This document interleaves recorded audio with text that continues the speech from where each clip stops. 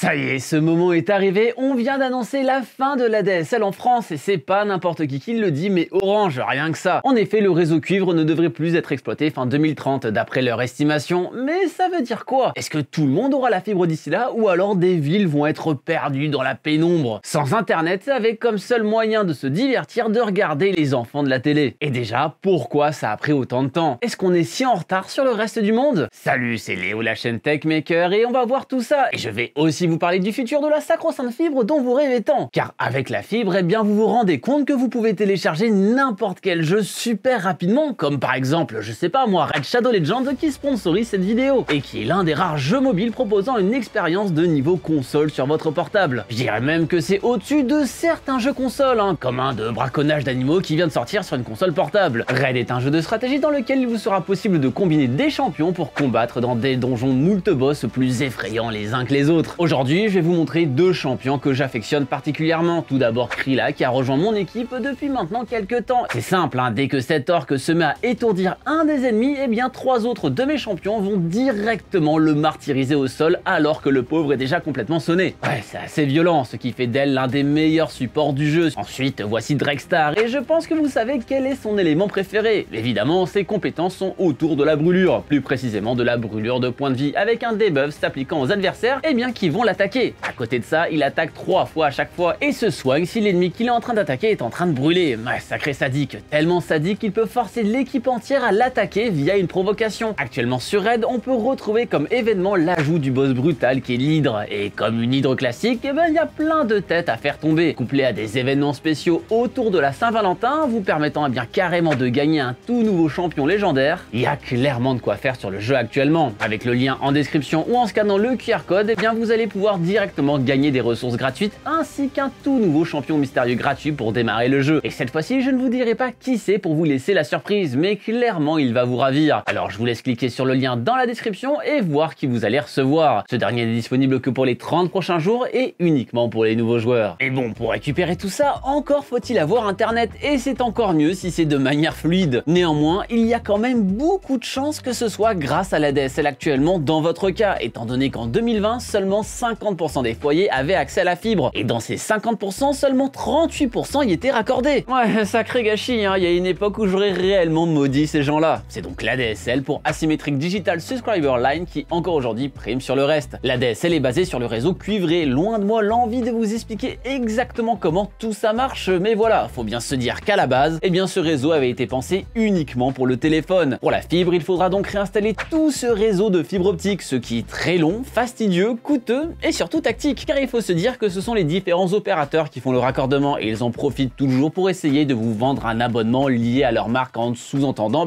parfois qu'il faudra obligatoirement passer par eux. Ces histoires sont d'ailleurs allées tellement loin que l'ARCEP a dû démentir certaines choses là-dessus pour vous dire. On a donc ici la fibre FTTH, soit dite mutualisée, qui est le saint graal pouvant proposer des débits dépassant parfois le gigabit seconde en descendant. Mais sans ça, vous serez peut-être encore bloqué avec vos pauvres 4 mégabits seconde en descendant, si ce n'est moins avec la DSL. Alors dans certains cas, ça sera un peu mieux si par exemple eh bien vous pouvez profiter de la VDSL permettant d'augmenter un peu tout ça. D'ailleurs fun fact, moi en faisant cette vidéo, j'ai retrouvé un vieux screen de moi tout content d'avoir enfin un débit passable, ce qui montre à quel point c'était vraiment la torture avant. On reste avec des débits très loin de ce que propose la fibre. Regardez ce que j'ai aujourd'hui, il y a vraiment un monde entre les deux. Et d'ailleurs dans un monde où on veut tout avoir en connecté chez nous jusqu'à la moindre ampoule et que vos youtubeurs favoris proposent leurs vidéos en 4K 60, la DSL n'est clairement pas suffisant. À côté de ça, d'autres technologies ont énormément évolué de leur côté. Tout d'abord les réseaux mobiles avec la 3G, la 4G, la 5G et peut-être bientôt la 6. Le truc c'est que ces réseaux mobiles, ils sont mobiles comme leur nom l'indique et ne sont donc pas vraiment destinés à remplacer les connexions fixes. Mais comme de leur côté l'évolution s'est fait bien plus rapidement, beaucoup se mettent en partage de connexion chez eux depuis leur smartphone pour accéder à internet depuis leur PC plus rapidement. On est arrivé à un stade où il existe des box 4G pour ainsi profiter de cette connexion comme si c'était une réelle box internet. Le problème c'est qu'en général ce réseau ne sera pas aussi stable qu'un réseau ADSL ou fibre plus classique. C'est clairement pas le plus adapté pour de l'intérieur, ce qui fait qu'ils seront de moins bonne qualité et surtout les forfaits seront souvent limités parce que justement les réseaux ne sont pas vraiment faits pour supporter les volumes de données liés à des utilisations fixes. Des surcharges empêcheraient les clients mobiles classiques de profiter de leur abonnement et c'est pour ces raisons qu'on a souvent un 200 ou 250 Go max de volume d'internet, Bouygues étant la seule exception. En plus, il faut être éligible en prouvant que notre connexion est vraiment claquée au sol avec un débit ADSL inférieur à 10 Mbps Mbps et d'expérience, c'est pas non plus la solution miracle car on a pas mal de chances que ça fonctionne pas des masses non plus. Là, c'est vraiment de la roulette. Il existe aussi la connexion satellite qui peut être intéressante, notamment celle d'Elon Musk avec Starlink que je vous avais testé il y a de cela maintenant quelques mois et qui en vrai, si vous avez vu ma vidéo, fait vraiment le taf. Mais là aussi, pas mal de contraintes.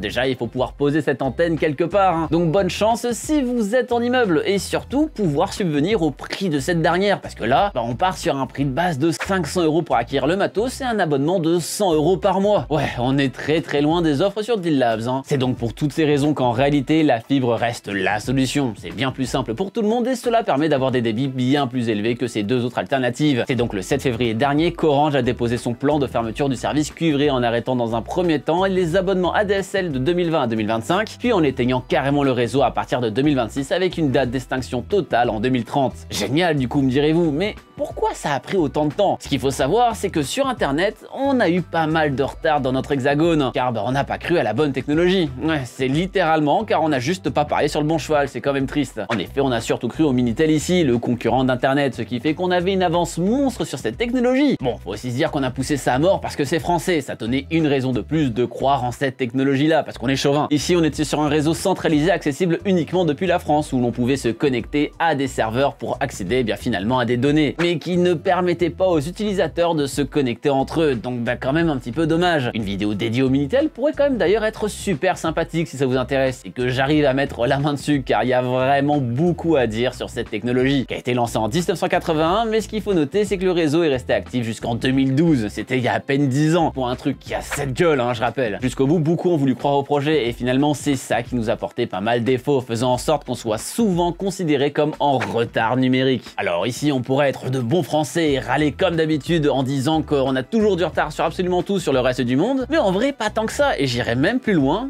on fait partie d'un des pays ayant un des meilleurs réseaux internet, que ce soit en termes de couverture, mais aussi d'un point de vue tarifaire. Rien qu'en regardant ce graphique donnant l'avancement de la fibre optique dans le pays, on voit qu'on est dans la moyenne, dira-t-on. On est certes à des années-lumière de la Corée du Sud et du Japon, mais on fout l'amende au Royaume-Uni ou encore à l'Allemagne. Et ouais, ils ont beau aller très vite sur leur autoroute physique, c'est pas la même sur les autoroutes numériques. Et encore, là on parle que de couverture, mais encore une fois, niveau prix, on est plutôt très bon en fait. Si on va voir par exemple du côté des États-Unis, on va avoir un prix moyen de 61 $ par mois, et encore une fois ici pour un pays avec une moins bonne couverture. Bon ok, en même temps le pays est gigantesque, donc c'est compliqué à raccorder, c'est clair, mais surtout on n'aura pas souvent le choix de l'opérateur chez qui on va, car on a des ententes entre les différents fournisseurs là-bas, chose pour laquelle ici en France, les différents protagonistes ont été condamnés il y a de cela quelques années, et heureusement qu'on ne parle pas des prix des réseaux 4G et 5G, là ce serait l'hécatombe. Quand de notre côté il y a moyen d'avoir des offres à 10 balles par mois, ça fait réfléchir, donc en vrai on n'est pas si mal loti ici, et une fois que la fibre sera complètement installée partout, il y aura moyen d'avoir quelque chose de très sympa. Reste à voir si ce sera vraiment complètement en place en 2030, ou si c'est comme tout ce qui est raccord à internet et surtout au raccordement de la fibre, il y aura des délais supplémentaires dans tous les sens. Never forget le technicien qui vous dit qu'il viendra dans 3 mois tous les 3 mois. En conclusion, on devrait enfin ne plus avoir à se poser la question si le nouvel appartement qu'on veut louer est fibré ou non. Vous savez, de mon côté, c'était réellement l'élément principal pour pouvoir finalement me décider à déménager. Mais quand on est dans des patelins un peu plus perdus, rien que le fait de demander si un logement est fibré ou non, on vous regarde comme un alien. D'ici quelques années, tout le monde sera fibré, donc au moins ça simplifiera pas mal les choses, parce que sinon ça voudra juste dire qu'il n'y a pas du tout d'internet, étant donné qu'il n'y aura plus de réseau cuivre, ce qui serait assez terrible. Parce que moi personnellement, je pourrais plus du tout vivre sans mon Sutom journalier, clairement. Mais vous alors, vous avez la fibre de votre côté, ou alors êtes-vous passé sur un système alternatif comme la 5G, le Starlink, ou subissez-vous encore la lenteur de la DSL? Eh bien dites-moi ça dans les commentaires juste en dessous. J'espère en tout cas que cette vidéo vous aura plu. Si c'est le cas, le pouce bleu de l'amour, c'est le plus important à mettre, et puis normalement c'est pas trop demandant niveau connexion. N'hésitez pas à partager cette vidéo à tous vos potes qui pleurent tous les soirs et qui ont du ping au point de glitcher à travers les murs, et bien sûr le plus important, si ce n'est pas déjà fait, abonnez-vous à la chaîne en cliquant sur le logo qui vient d'apparaître juste là. C'était Léo de la chaîne Techmaker, et surtout, n'arrêtez jamais d'apprendre. Salut!